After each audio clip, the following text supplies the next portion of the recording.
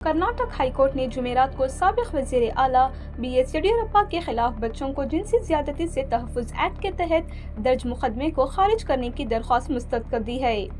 Justice Arun ने यह अहम फैसला सुनाते हुए ट्रायल कोर्ट के फैसले को बरकरार रखा, जिसमें मुबैना जुर्म की समाअत के आगाज़ और येडियुरप्पा के समन्स जारी करने का फैसला किया गया था।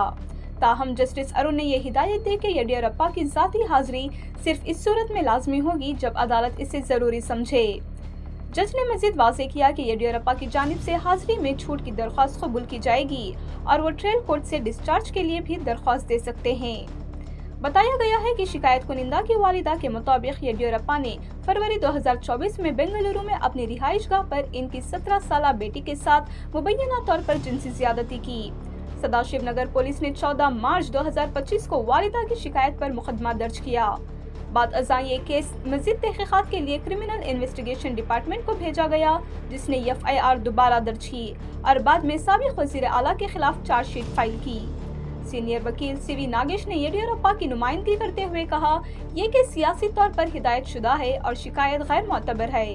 इन्होंने बताया कि शिकायत कुनिंदा और इनकी बेटी फरवरी 2024 में कई बार बेंगलुरु पुलिस कमिश्नर से मुलाकात कर चुकी थी, लेकिन 14 मार्च तक कोई इल्ज़ाम नहीं लगाया।